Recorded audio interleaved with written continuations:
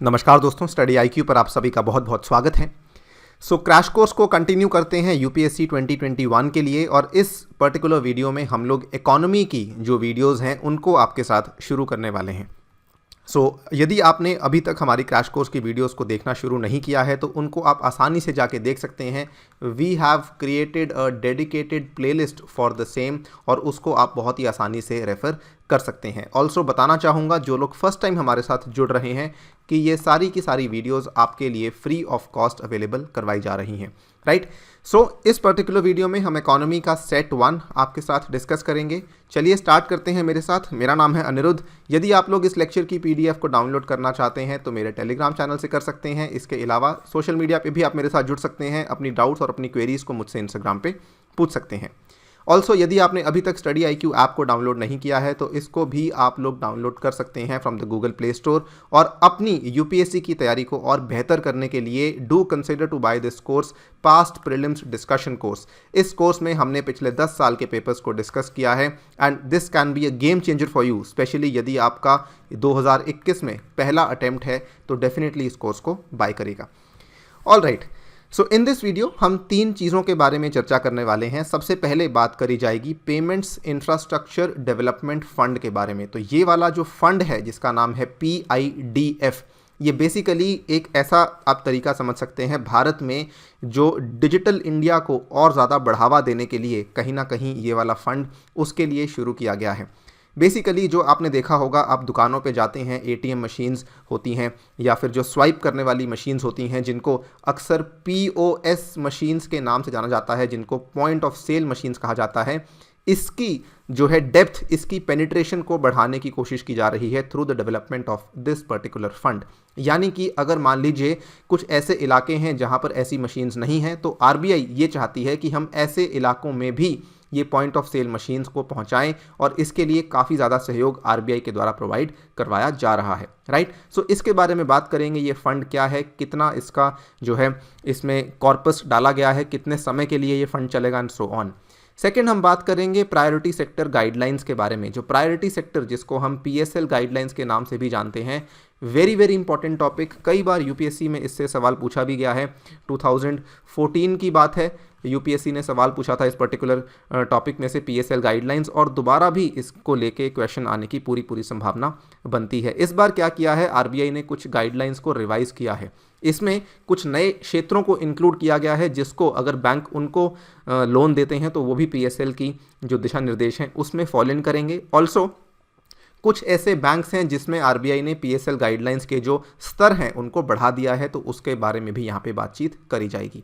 And finally अगर आप देखें इन्फ्लेशन टारगेटिंग की बात करें, तो इन्फ्लेशन टारगेटिंग को लेके जो मॉनेटरी पॉलिसी कमेटी है उसकी क्या भूमिका होती है, कौन उसको बनाता है, कौन कौन सदस्य होते हैं, इन सब चीज़ों के बारे में बात करेंगे। ऑल्सो हम इंटरेस्टिंग टॉपिक ऑफ इन्फ्लेशन के बारे में भी चर्चा आपके साथ की जाएगी।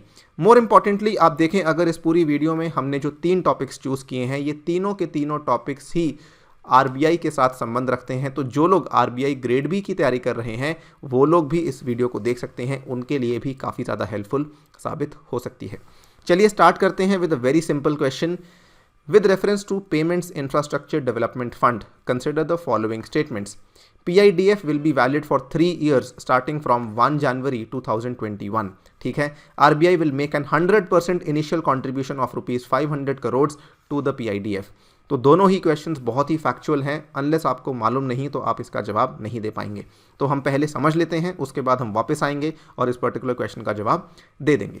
ये देखिए, RBI ऑपरेशनलाइजेज PIDF। तो ये वाला जो असल में PIDF था, चर्चा में तो पहले से ही चल रहा था, लेकिन ड्यू टू कोविड-19 इसका जो प्रोसेस था, इसको पाइपलाइन में डालने का प्रोसेस था, वो थोड़ा सा धीमा हो चुका था।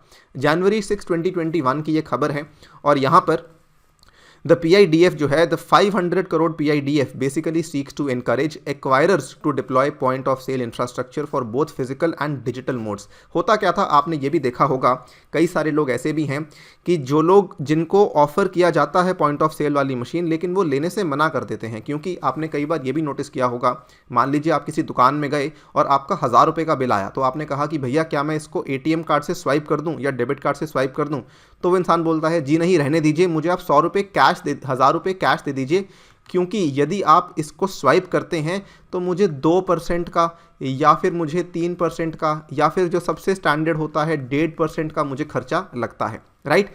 तो ये चीज़ को एक तरीके से इनकरेज करने के लिए आरबीआई के द्वारा कि हम चाहते हैं लोग ऐसी अमाउंट्स को स्वाइप करें, इसके चलते ये जो पीआईडीएफ है एक तरीके से इसी चीज़ को इनकरेज करने के लिए बनाया गया है। आई होप आपको इस सिंपल एग्जाम्पल से समझ आ गया होगा। ऑब्जेक्टिव ऑफ पीआईडीएफ बेसिकली ये है कि हम जो इन पर्टिकुलर डिवाइसेस की एक्सेप्टेंस को बढ़ाना चाहते हैं, इनके नंबर को बढ़ाना चाहते हैं multi fold in the country, यानी कि अगर आज मान लीजिए पूरे देश में अगर मान लीजिए कि 10 लाख ये डिवाइसेस हैं, तो आरबीआई ये चाहती है कि कल को जाके ये वाले डिवाइसेस 30 लाख 40 लाख के नंबर तक आसपास पहुंच जाएं। और ये जो स्कीम है it is expected to benefit किन किन को फ़ायदा होगा, ऑब्वियसली जिस बैंक की वहाँ पे मशीन लगाई जाएगी या फिर नॉन बैंक होगी उसकी मशीन लगाई जाएगी, और ऑब्वियसली जो मर्चेंट है उसको भी इसका फ़ायदा होगा। लेकिन ये फ़ायदा तभी होगा अगर आरबीआई जो है इसको सपोर्ट करने के लिए कुछ पैसा देगी। आप इसको और सिंपल भाषा में समझ सकते हैं, ऐसा मान लीजिए कि एक तरीके की सब्सिडी दी जा रही है इन पर्टिकुलर लोगों को एनकरेज करने के लिए कि आप लगवाइए और कुछ कुछ पैसा हम आपको देने के लिए तैयार हैं, ठीक है। तो इसीलिए ये जो मर्चेंट थे, जो बोलते थे कि हमारे लिए ये खर्चा लगेगा 2% का 3% का, ये खर्चे उनके लिए अब उतने ज़्यादा नहीं हो पाएंगे, बिकॉज आरबीआई एक तरीके की सब्सिडी या फिर एक तरीके की छूट आपको यहाँ पे दे रही है, right.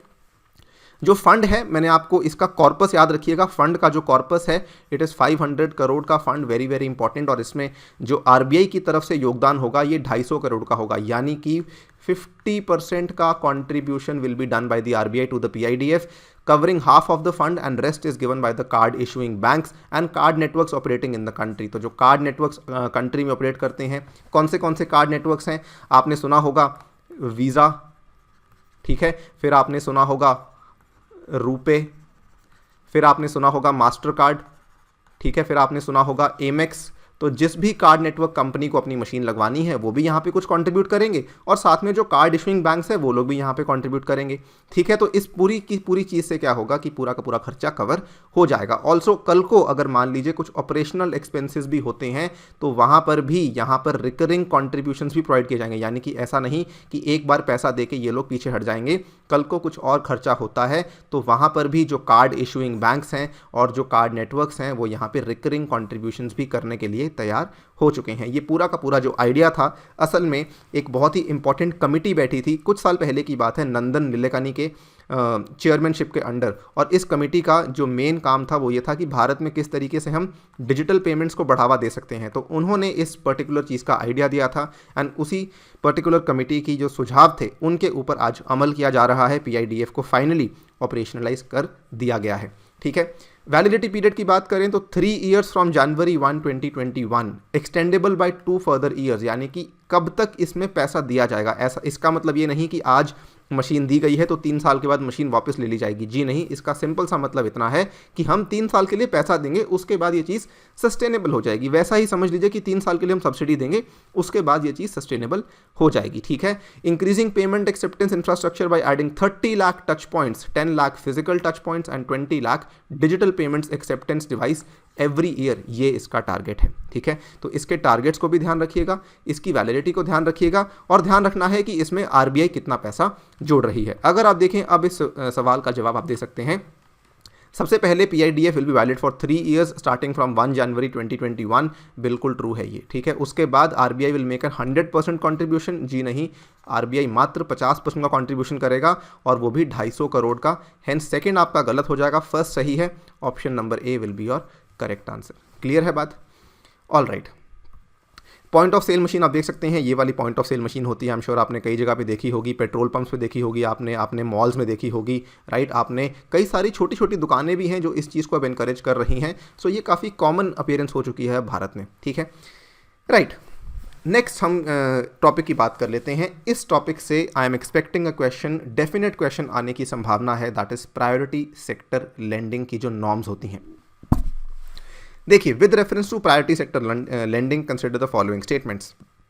Regional rural banks, cooperative banks and small finance banks have to allocate 40% to PSL, कि उनका, अब देखिए कितना होता है, मान लीजिए कोई भी बैंक है, मान लीजिए एक जो बैंक है वो 10 करोड़ का लोन इशू कर रहा है। हम छोटे मोटे बैंक्स की बात कर रहे हैं, बड़े बैंक्स की बात नहीं कर रहे। तो इस स्टेटमेंट का मतलब ये है कि 40% जो है वो बेसिकली उनको पीएसएल वाले क्षेत्रों में ही देना होगा, यानी कि उनको 4 करोड़ जो है वो पीएसएल वाले क्षेत्रों में देना होगा। तो ये क्या ये स्टेटमेंट सही है या गलत है, इसके बारे में हम बात करेंगे। Loan limits for renewable energy have been doubled, ये रिसेंट सी खबर है, तो इसके बारे में भी हम बात करेंगे।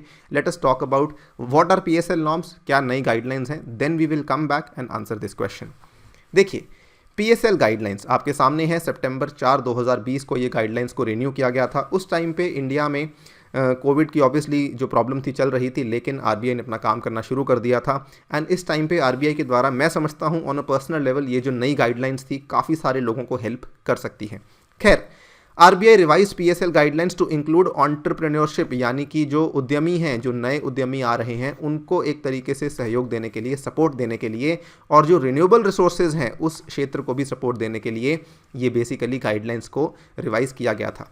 यदि आपको पीएसएल नॉर्म्स नहीं मालूम तो सबसे पहले उनको समझ लेते हैं कि असल में इसके पीछे का कॉन्सेप्ट क्या है, इसका जो एक तरीके से मूल क्या है। The concept of PSL focuses on the idea of increasing the lending of the banks towards few specified sectors and activities in the economy। बड़ी सिंपल सी बात है। देखिए, कोई भी बैंक है वो असल में क्या है, एक बैंक एक प्रॉफिट बेसिस पे काम करता है, राइट। तो बैंक का सबसे इंपॉर्टेंट चीज़ क्या होती है, बैंक के लिए सबसे इंपॉर्टेंट चीज़ होती है लोन्स, कि जितने ज़्यादा वो लोन देगा उतना ज़्यादा बैंक आगे बढ़ेगा। ये बात आपको क्लियर है। अब होता क्या है, बैंक ये चाहते हैं कि जी हम तो लोन बड़ी बड़ी इंडस्ट्रीज़ को दें, क्योंकि बड़ी बड़ी इंडस्ट्रीज़ कल को पैसा कमाएंगी तो कल को हमें हमारा लोन वापस करेंगी ब्याज के साथ, तो हमें उसका फ़ायदा मिलेगा। लेकिन सरकार ये कहती है कि जी नहीं, आप केवल बड़ी बड़ी इंडस्ट्रीज़ को लोन नहीं दे सकते, क्योंकि यदि आप इन इंडस्ट्रीज़ को लोन दे रहे हैं, व्हाट अबाउट लघु उद्योग, एमएसएमईज को लोन कौन देगा, एग्रीकल्चर को लोन कौन देगा, ठीक है। तो कल को ऐसे प्रोजेक्ट्स भी होते हैं जो कि इतने प्रॉफिटेबल नहीं होते, तो उनको लोन कौन देगा। कल को कोई स्टार्टअप खोलना चाहता है, एंटरप्रेन्योर है, उसको लोन कौन देगा। तो ये सब चीज़ों के लिए सरकार के द्वारा, आरबीआई के द्वारा ये दिशा निर्देश लाए गए थे प्रायोरिटी सेक्टर लेंडिंग नॉर्म्स के, कि हम चाहते हैं इन पर्टिकुलर उद्योगों को, इन पर्टिकुलर बिजनेसेस को, व्यापारियों को यहाँ पर लोन मिलना चाहिए, सो दैट इनका भी ग्रोथ हो सके, growth of such sectors with adequate and timely credit possible हो सके। ये बेसिकली इसका मेन मकसद है। जो कॉन्सेप्ट ऑफ पीएसएल है, इसमें कई सारी कैटेगरीज इंक्लूड की गई हैं गवर्नमेंट के द्वारा। देखिए, सबसे पहला सबसे इंपॉर्टेंट है कृषि का क्षेत्र, उसके बाद आते हैं आपके लघु उद्योग, micro small and medium enterprises, MSMEs. Export credit, मान लीजिए कोई कंपनी है जो ये चाहती है कि जी मैंने सामान बना तो लिया है, लेकिन मैं इस सामान को भारत की जगह बाहर बेचना चाहता हूं, क्योंकि मुझे वहां से ज़्यादा मुनाफा हो सकता है, लेकिन एक्सपोर्ट के लिए उसको कई सारा पैसा चाहिए होगा स्टार्टिंग में, ठीक है। तो उस चीज़ के लिए भी आपको यहाँ पे छोटी कंपनीज को एक्सपोर्ट क्रेडिट के तौर पर भी ये चीज़ें मिलती हैं। एजुकेशन के क्षेत्र में, हाउसिंग के क्षेत्र में, ठीक है, कोई हाउसिंग का प्रोजेक्ट है, आपको मालूम है हाउसिंग के प्रोजेक्ट्स में काफ़ी टाइम लगता है और उतना मुनाफा नहीं होता, लेकिन यहाँ पे गवर्नमेंट की तरफ से ये गाइडलाइन है कि आपको इन सेक्टर्स को देना है। सोशल इंफ्रास्ट्रक्चर है, ठीक है, उसके बाद मान लीजिए रिन्यूएबल एनर्जी है, उसके बाद और भी कई सेक्टर्स हैं जो कि government time to time add on करती रहती है। तो ये सारे के सारे वो क्षेत्र हैं जिनको गवर्नमेंट प्रमोट करना चाहती है। ये बेसिकली आप ऐसा समझ सकते हैं, this is also a part of social justice, ठीक है, कि एक तरीके से गवर्नमेंट ये चाहती है कि हम इनको भी एक फेयर प्लेइंग ग्राउंड देना चाहते हैं पीएसएल के माध्यम से। Now, application of PSL provisions किस किस बैंक के ऊपर लागू होता है? क्या ये केवल जो भारतीय बैंक्स हैं उनके ऊपर लागू होता है, या फिर क्या ये फॉरेन बैंक्स के ऊपर लागू होता है, या फिर क्या ये कोऑपरेटिव बैंक्स के ऊपर लागू होता है, नहीं होता? ये सारी चीज़ें आपको यहाँ पे देखने को मिलेंगी। जो इसके प्रावधान है ना पीएसएल के, ये अप्लाई करते हैं सबसे पहले तो एवरी कमर्शियल बैंक। देखिए, एवरी कमर्शियल बैंक क्या होता है? शेड्यूल्ड कमर्शियल बैंक्स, जिनको हम SCB बोलते हैं, यानी कि फिर भले वो भारतीय बैंक हो, फिर भले वो विदेशी बैंक हो, इसके ऊपर पीएसएल का प्रावधान लागू करेगा ही करेगा। अगर कोई बाहर का बैंक आके बोलता है कि जी हम भारत में ब्रांच खोलना चाहते हैं लेकिन पीएसएल को लागू नहीं करेंगे, तो उस केस में आरबीआई उसे जो है लाइसेंस नहीं प्रोवाइड करेगी। उसके बाद आरआरबी के बैंक्स होते हैं, उसके बाद स्मॉल फाइनेंस बैंक्स जो कि हाल ही में बनाए गए हैं। कोई लोकल एरिया बैंक है, लाइसेंस तो लेना पड़ेगा, तो उस लाइसेंस जब लिया जाता है तो पीएसएल की जो प्रावधान है वो उनको पूरे करने ही पड़ेंगे। इसके बाद जो प्राइमरी अर्बन कोऑपरेटिव बैंक्स होते हैं, आपको याद होगा पिछले साल सुर्खियों में था एक bank, PMC bank, Punjab Maharashtra bank, तो ये कोऑपरेटिव बैंक था, प्राइमरी अर्बन कोऑपरेटिव बैंक था, उसके ऊपर भी ये वाला चीज़ लागू होगा। Other than salary earners bank licence to operate in India by the reserve bank of India. तो केवल जो ये सैलरी अर्नर्स बैंक होते हैं इनको ऊपर ये लागू नहीं होता, बाकी अधिकतर जो है ऑलमोस्ट सभी के सभी बैंकों के ऊपर पीएसएल के प्रोविजंस लागू होते हैं। चेंजेस क्या क्या किए गए हैं इस माइंड मैप के माध्यम से आप समझ सकते हैं। सबसे पहले तो जो ये नई कैटेगरीज इंक्लूड कर दी गई हैं, bank finance of up to ₹50 crore for startups, कोई नया उद्योग खोलना चाहता है उसके लिए, loan to farmer for installation of solar power plant उसके लिए, setting up of compressed biogas plant, अगर आप सीबीजी का प्लांट खड़ा करना चाहते हैं जिसको लेके अगेन एक रिन्यूएबल एनर्जी का सेक्टर है तो सरकार इसको प्रमोट कर रही है। साथ ही में higher weightage has been assigned in identified districts, कुछ डिस्ट्रिक्ट्स आइडेंटिफाई करी गई हैं, वो कौन सी हैं वो आपके लिए रेलिवेंट नहीं है, लेकिन कुछ ऐसे जिले हैं जहां पे सरकार चाहती है कि इन जिलों का और उद्धार हो, तो वहां पर बेसिकली हायर वेटेज दी गई है कि उन जिलों में जाके आपको ज़्यादा परसेंटेज ऑफ लोन्स देने पड़ सकते हैं। ठीक है, उसके बाद टारगेट को इंक्रीज कर दिया गया है किस क्षेत्र में, small and marginal farmer and weaker section. ठीक है, कि आपको ज़्यादातर स्मॉल और मार्जिनल फार्मर और वीकर सेक्शन को लोन देने होंगे। रिन्यूएबल एनर्जी के लिए लिमिट्स को डबल कर दिया गया है, यानी कि डबल लोन लिमिट्स इसके लिए कर दी गई हैं। Double credit limit for health infrastructure including Ayushman Bharat, अगर कोई भी कंपनी आयुष्मान भारत के लिए काम कर रही है तो उस केस में आपको डबल क्रेडिट लिमिट मिल सकती है। ये सारे के सारे बदलाव हैं जो कि आरबीआई ने नई गाइडलाइंस के माध्यम से किए हैं। नाउ यहाँ पर पीएसएल के टारगेट्स हर बैंक के लिए कितने होते हैं, मैंने आपको बताया कि हर एक बैंक पे लागू होता है, लेकिन हर एक बैंक पे कितना परसेंटेज लागू होता है वो बराबर नहीं है। यहाँ पे अगर आप देखें, all the scheduled commercial banks and the foreign banks with a sizeable presence in India. ठीक है, ये साइजेबल प्रेजेंस क्या होती है, ये कुछ साल पहले की बात एटलीस्ट ऐसी थी कि अगर कोई फॉरेन बैंक है जिसकी 20 से अधिक ब्रांचेस हैं भारत में तो उसके ऊपर लागू होता है। हो सकता है अब ये बदल गया हो, अगर है तो प्लीज़ मुझे बताइए कमेंट सेक्शन में। ठीक है, यहाँ पर ये जो एससीबीज़ हैं इनको जो है 40% of their adjusted net bank credit इनको जो है इन क्षेत्रों को देना पड़ता है। जो रीजनल रूरल बैंक्स हैं और कोऑपरेटिव बैंक्स हैं और एसएफबीज़ हैं इनको 75% एलोकेट करना पड़ता है टू द पीएसएल। ठीक है, एंड अगर आप देखें total PSL targets for urban cooperative banks जो कि अभी तक केवल 40% हैं, इसको इंक्रीज किया जाएगा to 75% by 31 March 2024। These are the important numbers जो कि आपको मालूम होने चाहिए। थोड़ा सा टफ है, देखिए दोबारा से, जितने भी scheduled commercial banks foreign banks हैं इनको 40% देना है, आरआरबीज़ को, कोऑपरेटिव बैंक्स को, एसएफबीज़ को 75% देना है, और जो अर्बन कोऑपरेटिव बैंक्स हैं फिलहाल 40% देते हैं, लेकिन आगे जाके 75% इनको देना पड़ेगा। अब आप इस क्वेश्चन का जवाब दे सकते हैं। देखिए, RRBs, cooperative banks and SFBs have to allocate 40% to PSL. जी नहीं, गलत हो गया, क्योंकि ये हमने 40% की फिगर इसलिए डाली, अक्सर बच्चों को 40% ही याद होता है। सही जवाब होगा 75%। इसके बाद loan limits for renewable energy have been doubled, बिल्कुल सही बात है। So hence option number 2 will be your correct answer. ये जो है नए बदलाव हुए हैं loan limits for renewable energy, वो आपको याद करना होगा। अभी कहानी खत्म नहीं हुई है पीएसएल की। एक चीज़ आपको और बताना चाहता हूँ, मान लीजिए किसी बैंक का टारगेट पूरा नहीं हो पाता तो उसके लिए आरबीआई क्या करती है।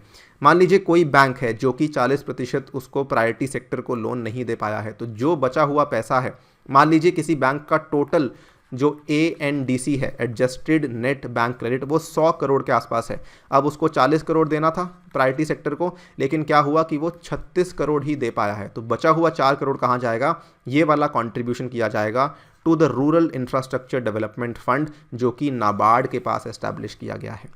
तो इतनी बात आपको क्लियर है कि अगर आपकी शॉर्टफॉल हो जाती है तब भी आपको पैसा देना पड़ेगा, किसको, RIDF को, जो कि नाबार्ड के अंदर बनाया गया है। तो कहीं ना कहीं सरकार इस चीज़ को इंश्योर कर देती है कि अगर पैसा प्रायोरिटी सेक्टर के पास नहीं जा रहा तो भी जो पैसा है वो कहीं ना कहीं एग्रीकल्चर की डेवलपमेंट में जा रहा है। So this is how these PSL norms are governing, and इसीलिए ये काफ़ी इंपॉर्टेंट है क्योंकि ये वीकर सेक्शन के लिए किया गया है। ठीक है, next and the last topic, ये थोड़ा सा एक्सटेंसिव होगा, मॉनेटरी पॉलिसी कमेटी का टॉपिक है। वेरी वेरी इंपॉर्टेंट टॉपिक, इसको लेके सवाल कई बार आ चुका है। 2017 में सवाल आया था मॉनेटरी पॉलिसी कमेटी का, जो क्या कहते हैं, स्थापना 2016 में करी गई थी, 17 में क्वेश्चन आया। उसके बाद आई कांट रिकॉल 18 या फिर 19, इन दोनों में से किसी एक साल में क्वेश्चन आया है, बट ये क्वेश्चन काफ़ी इंपॉर्टेंट है। इनफैक्ट मॉनेटरी पॉलिसी कमेटी का जो सवाल है ये एक साल मेंस में भी पूछा जा चुका है, सो आप इसको डेफिनेटली लाइटली तो नहीं ले सकते हैं। Consider the following statement, it is headed by the finance minister. I think अभी तक आपको मालूम होना चाहिए कि मॉनेटरी पॉलिसी कमेटी जो है वो आरबीआई के जो गवर्नर होते हैं वो इनको हेड करते हैं, ना कि वित्त मंत्री। So first statement is definitely false. Second, it requires that MPC must meet at least 6 times in a year.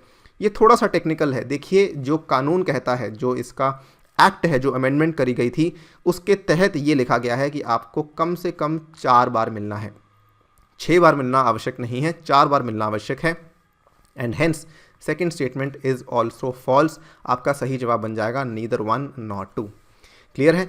काफ़ी सारी जानकारी आपको मिलेगी इसमें, थोड़ा सा धैर्य रखिएगा।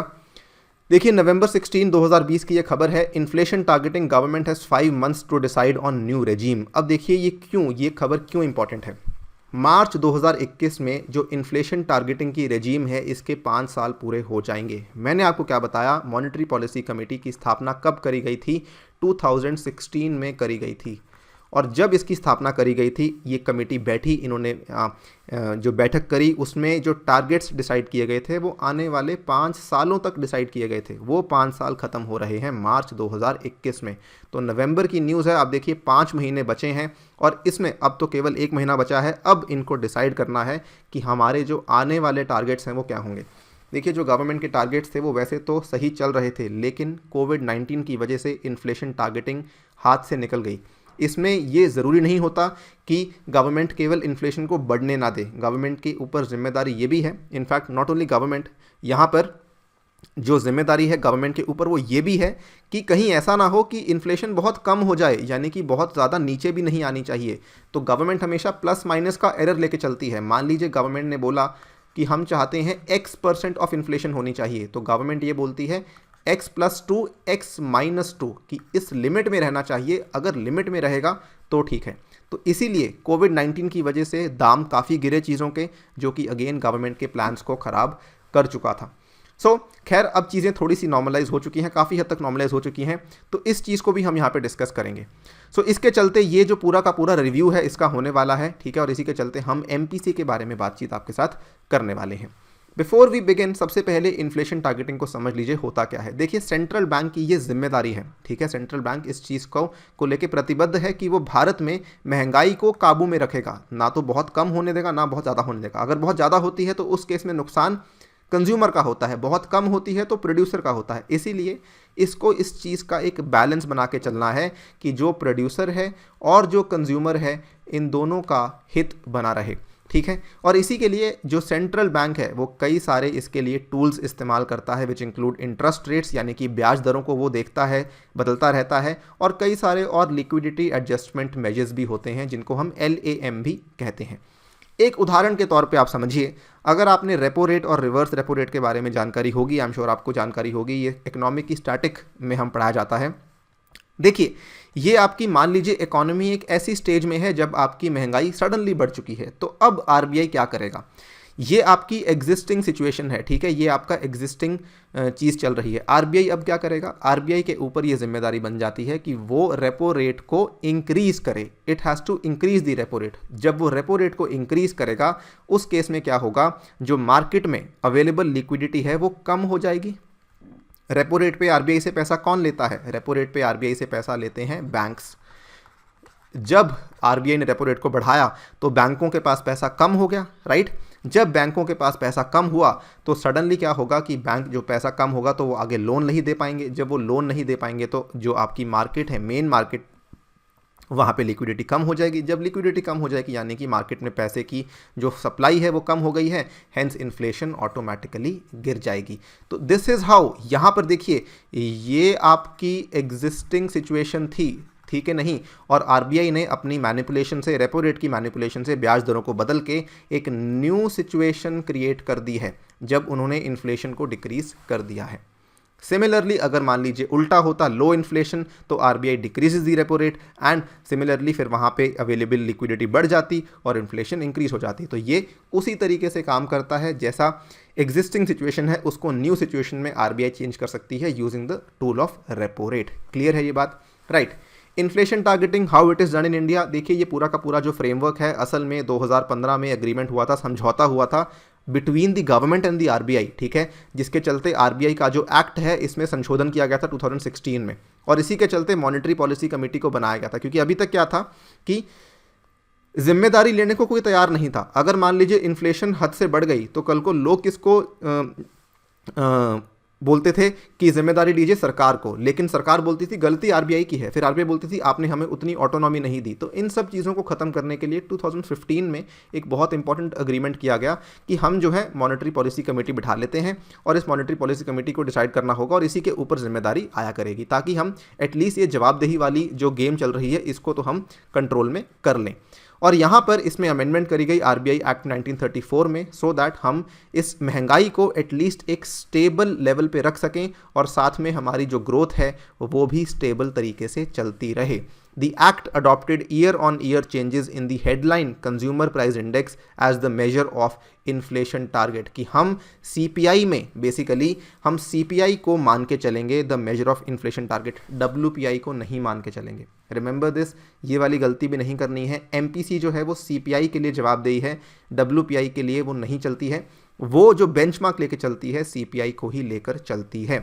CPI क्या होता है बात करेंगे, डोंट वरी। यहाँ पर मॉनेटरी पॉलिसी कमेटी के सदस्य होते हैं 6, जिसमें से 3 आते हैं इंटरनल और 3 आते हैं एक्सटर्नल। इंटरनल यानी कि जो 3 आते हैं वो आरबीआई से आते हैं। सबसे इंपॉर्टेंट जो इसके हेड होते हैं वो गवर्नर ऑफ द आरबीआई होते हैं। सेकंड इंपॉर्टेंट होते हैं deputy governor in charge of monetary policy, and तीसरा होता है एक ऑफिसर जो कि आरबीआई के द्वारा ही नॉमिनेट किया जाता है।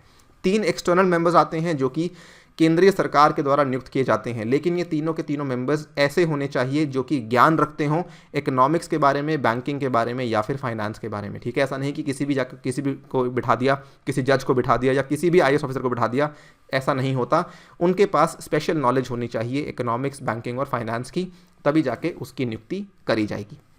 ये वाला जो सवाल था कितने मेंबर्स होते हैं, कौन इसका हेड होता है, 2017 में यहीं से सवाल पूछा गया था। सो आपके लिए एक एक चीज़ इंपॉर्टेंट है मॉनेटरी पॉलिसी कमेटी की।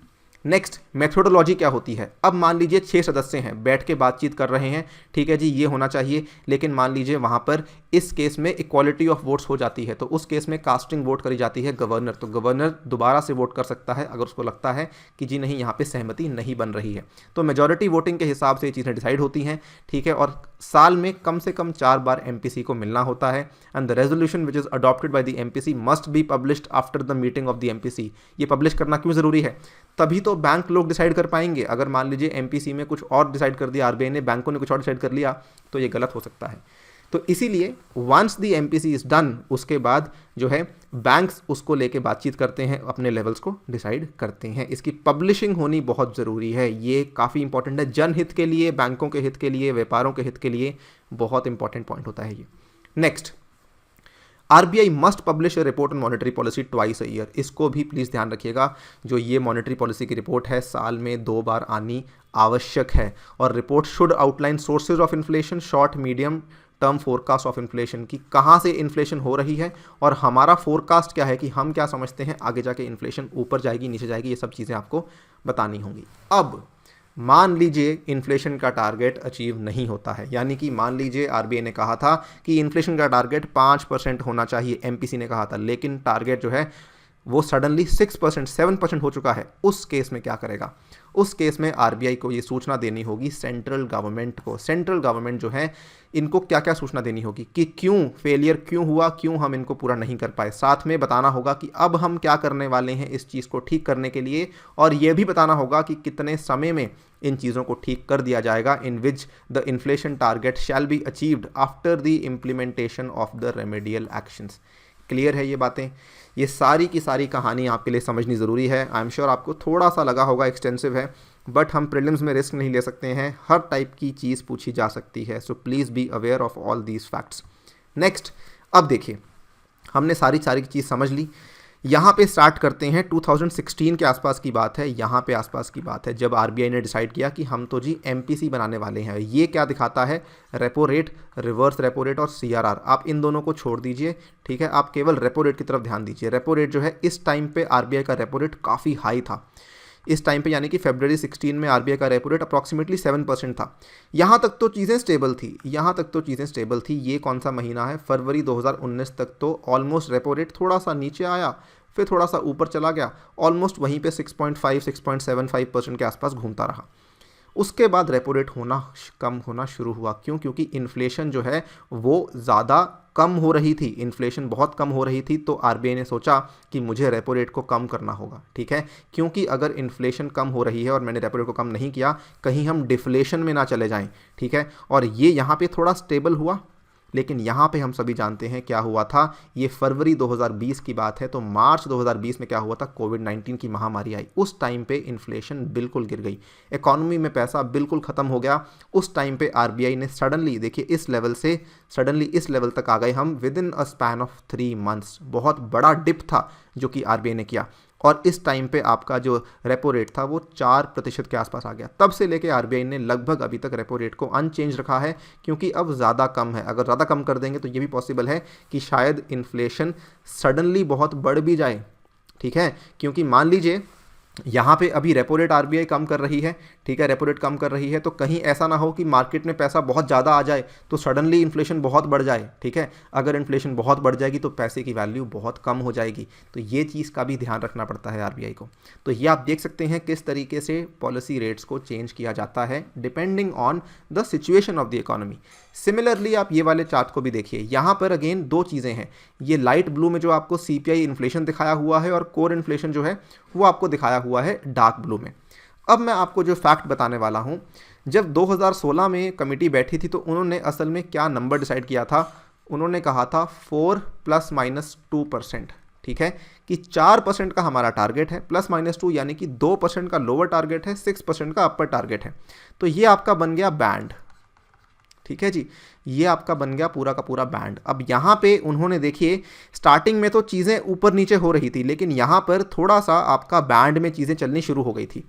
फिर क्या हुआ, यहाँ पे थोड़ा सा बैंड से चीज़ें बाहर गई, इन्फ्लेशन थोड़ी सी बाहर गई, कोर इन्फ्लेशन, लेकिन सीपीआई इन्फ्लेशन फिर भी बैंड के अंदर ही थी। तो RBI was more than happy, क्योंकि ये किसको टारगेट करती है, ये टारगेट करती है सीपीआई को। यहाँ पर भी नीचे आई देखे, लेकिन फिर भी क्यों, क्योंकि सीपीआई का हमारा टारगेट 2% का भी था, तो इसीलिए कोई चिंता वाली बात नहीं थी, यहाँ पर आके भी कोई दिक्कत नहीं थी। फिर यहाँ पर सडनली बढ़ी, फिर सडनली कम हुई, अब फिर से बढ़ रही है। तो ये जो है पूरा का पूरा एक तरीके से आरबीआई के सारे प्लान्स के ऊपर पानी फिर गया। अब लेकिन चीज़ों को कंट्रोल में किया जा रहा है थ्रू वेरियस मेजर्स। आपको भी मालूम होगा रिसेंटली कमेटी बैठी थी और कई सारी चीज़ें हो रही हैं, लेकिन आपके लिए वो इतना रेलेवेंट नहीं है। कॉन्सेप्ट समझ आना बहुत ज़रूरी है कि किस तरीके से चीज़ें होती हैं। ठीक है, फाइनल थिंग, सीपीआई को क्यों चूज़ किया गया, आरबीआई ने सीपीआई को ही क्यों चूज़ किया, डब्ल्यूपीआई को चूज़ क्यों नहीं किया। देखिए सीपीआई को चूज़ करने के पीछे का रीज़न था बिकॉज 3 रीज़न। सबसे पहले तो सीपीआई फूड इन्फ्लेशन को कैप्चर करता है, जो कि डब्ल्यूपीआई नहीं करता। सेकेंडली सीपीआई सर्विस सेक्टर के बारे में भी मूवमेंट कैप्चर करता है, यानी कि सर्विस सेक्टर क्या है, जो आप हेल्थ इंश्योरेंस के प्रोडक्ट्स को ले रहे हैं वो कितने महंगे हो रहे हैं। अब हेल्थ इंश्योरेंस का प्रोडक्ट है, ठीक है, वो आपके लिए एक सर्विस है। आपने कोई फाइनेंशियल इंस्ट्रूमेंट लिया, आपने म्यूचुअल फंड लिया, आपने मान लीजिए किसी चीज़ में इन्वेस्ट किया, तो उस चीज़ के दाम कितने बढ़ रहे हैं, इसको कहा जाता है सर्विस सेक्टर। आप किसी आईटी कंपनी में जाके उसकी सर्विस नहीं लेंगे, ठीक है, आप एक कंज्यूमर हैं, लेकिन कहीं ना कहीं ये चीज़ें भी सर्विसेज हैं जो कि आप कंज्यूम कर रहे हैं। आपने कोई पॉलिसी ली, आपने कोई इंश्योरेंस लिया, ठीक है, तो ये सब चीज़ें आपकी सर्विस सेक्टर में काउंट होती हैं फॉर अ कंज्यूमर। इसकी प्राइस मूवमेंट को भी कैप्चर करता है, राइट। मान लीजिए कल को आज लोगों को अपनी जान का खतरा था, तो कल को कोई हेल्थ इंश्योरेंस कंपनी कहे कि हम तो जी अपने प्रीमियम को 1000 रुपये से बढ़ा के 5000 करने वाले हैं, लोगों को भय होगा तो वो ले भी लेंगे, लेकिन आरबीआई इस चीज़ की अनुमति नहीं देती है, राइट। ऑब्वियसली नॉट आरबीआई मतलब आईआरडीआई इसमें आ जाएगी, बट हाँ आप समझ रहे हैं मैं क्या कहना चाह रहा हूँ। तो ये चीज़ें सीपीआई कैप्चर करती है यहाँ पे सर्विस सेक्टर के क्षेत्र में। सिमिलरली सीपीआई जो है वो कंज्यूमर बास्केट को काफ़ी अच्छे तरीके से रिप्रेजेंट करती है एज़ कम्पेयर टू डब्ल्यूपीआई, क्योंकि डब्ल्यूपीआई ज़्यादा यूज़फुल किसके लिए है, डब्ल्यूपीआई यूज़फुल है प्रोड्यूसर्स के लिए, या फिर हम और भी कहें डब्ल्यूपीआई यूज़फुल है रिटेलर्स के लिए। रिटेलर्स यानी कि जो रिटेल मार्केट में सेलर्स होते हैं उनके लिए, ना कि कंज्यूमर्स के लिए। तो इसीलिए डब्ल्यूपीआई का जो बेंचमार्क था, जो सूचकांक था, इसको चूज़ किया गया एज़ कम्पेयर टू सीपीआई को चूज़ किया गया as compare to WPI for the purposes of monetary policy committee, right. With that I take your leave. इस वीडियो को यहाँ पे समाप्त करते हैं। चीज़ें थोड़ी सी कॉम्प्लेक्स हैं इकोनॉमी में, समय दीजिए, धीरे धीरे आपको समझ आएगा एंड आगे जाके हम और भी चीज़ें कवर करेंगे तो और बेहतर अंडरस्टैंडिंग आपकी इंप्रूव होती जाएगी। There is still time for prelims, don't be feared, follow this series properly and I will meet you in the next video.